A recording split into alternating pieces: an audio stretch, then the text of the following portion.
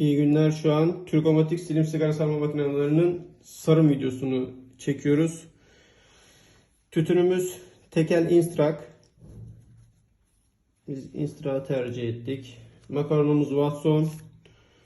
Borumuz en ince makarona göre uyumludur. Piyasada bulunan bütün makaronlara uyumludur. Bilginiz olsun.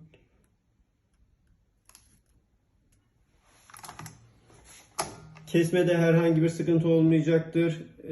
Size ayarlı bir şekilde sevk edilecektir. Dediğimiz gibi ayarlanabilir olduğundan kesme ve yumuşaklık, sertlik ayarlarını çok küçük ayarlarla tarafınızca yapabilirsiniz.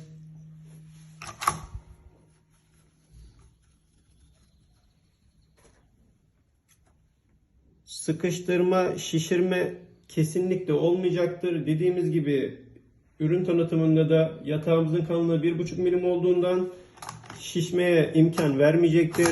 Bıçağımız çelik olduğundan sıkıştırmaya imkan vermeyecektir. Ve ayarlanabilir olduğundan istenildiğinde istenilen ayara dönüştürülebilecektir. Bilginiz olsun. Bunu mesela biraz bastıralım.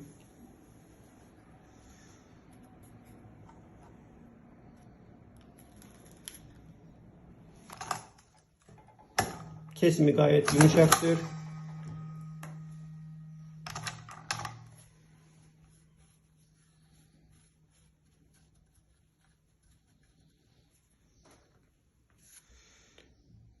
Elimize alışkın olmadığından biraz biz uğraşıyoruz hani nasıl olur diye.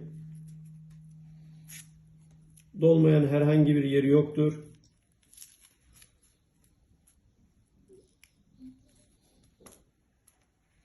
Dibinin sonuna kadar doldurur.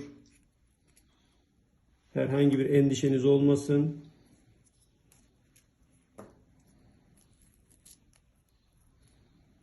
Filtrenin oturduğu yere kadar tütün verecektir. Dediğimiz gibi herhangi bir teknik destek ve bilgi almak isterseniz sitemizde bulunan WhatsApp numaralarından tarafımıza ulaşabilirsiniz. Herkese iyi günler.